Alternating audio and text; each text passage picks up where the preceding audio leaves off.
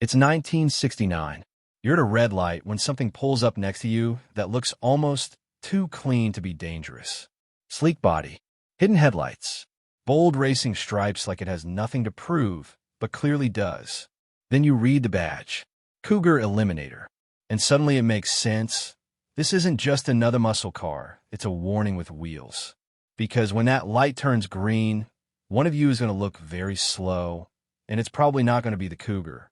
Today, we're diving into the 1969 Mercury Cougar Eliminator, one of the most underrated and aggressive muscle cars of its era. Let's be honest, Cougar Eliminator is not a subtle name. It doesn't whisper performance.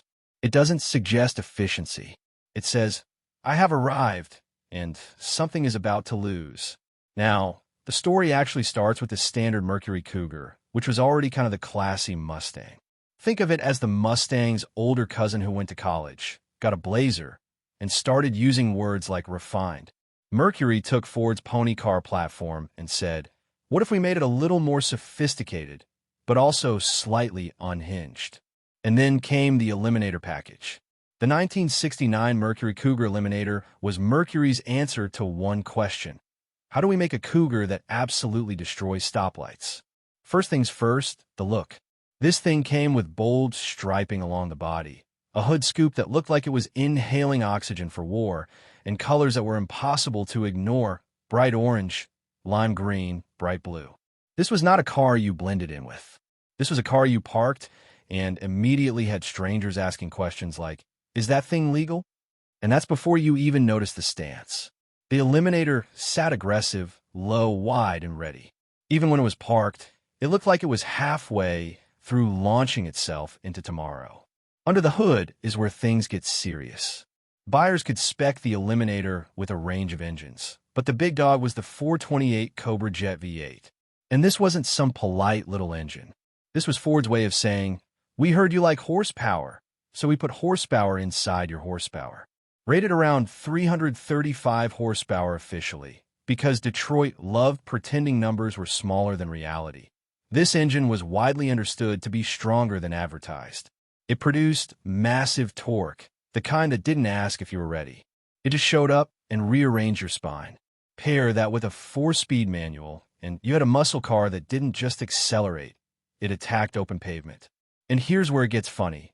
Mercury marketed this thing as a performance option, but also as a somewhat premium experience.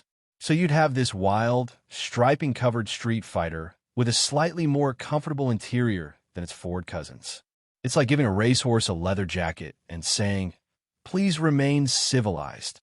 Inside, you got bucket seats, a clean dash layout, and just enough chrome to remind you this wasn't a bare-bones drag car.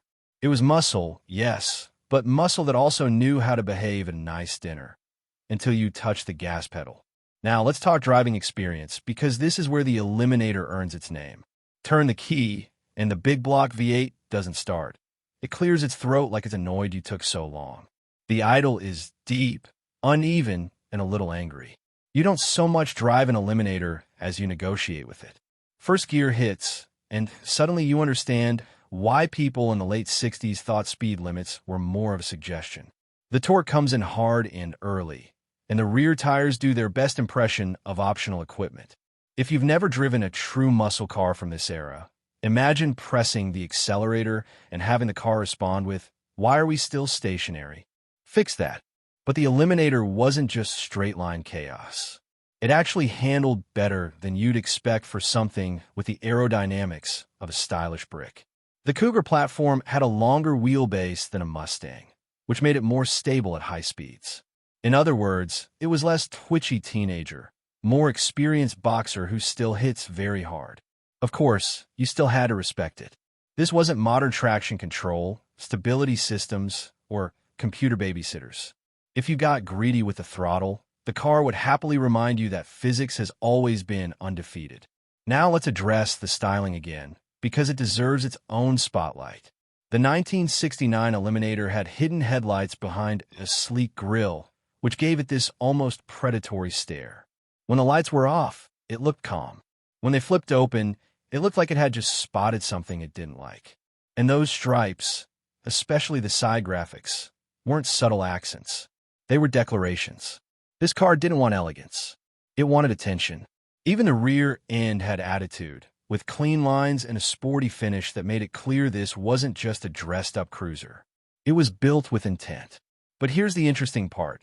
Despite all this aggression, Mercury didn't sell that many Eliminators.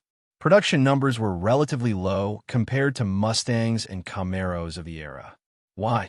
Because it sat in a weird middle ground. It was more expensive than a base muscle car, but not as iconic as the big-name performance legends. So a lot of buyers either went cheaper or went full send with other brands. That means today, the Eliminator is kind of a hidden gem, a muscle car that should be more famous than it is. And that's part of what makes it so cool now. Collectors love it because it's rare, aggressive, and a little misunderstood. It's not the car everyone had in high school. It's the car your high school teacher secretly wished they had. Let's not forget the competition either. In 1969, the streets were absolutely crowded with heavy hitters, Camaros, Challengers, Roadrunners, Firebirds. It was a horsepower arms race, and everyone was trying to outmuscle everyone else. And in that chaos, the Cougar Eliminator showed up like, "Hi, I brought stripes and violence." It didn't always win the fame contest, but it absolutely belonged in the fight. So what's the legacy here? The 1969 Mercury Cougar Eliminator represents a very specific moment in American car history when manufacturers weren't asking how efficient can we be, but instead asking how fast can we make this before someone tells us to stop? It's loud, it's rare, it's slightly ridiculous, and it is just enough refinement to make it feel different from its competitors. Today, if you see one at a car show, it doesn't just blend into the lineup. It interrupts it. People stop, stare, and usually ask, "Wait, what is that?" And honestly, that's the perfect legacy for a car called Eliminator.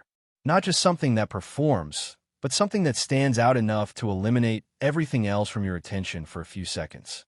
So next time someone talks about classic muscle cars and only mentions the usual suspects, remember the Cougar Eliminator was out there too, lurking in the shadows, stripes on its side, ready to turn any quiet street into a very loud problem. And if you ever get the chance to drive one, just know this. It's not asking for permission. It's asking how fast you're willing to disappear into the horizon. And before you go, if you enjoyed this ride through one of the most underrated muscle cars of the era, make sure to like, subscribe, and stay tuned for more. And of course, drop a comment and let me know what classic cars you want to see feature next, because the next legend we break down might just be your favorite hiding in plain sight.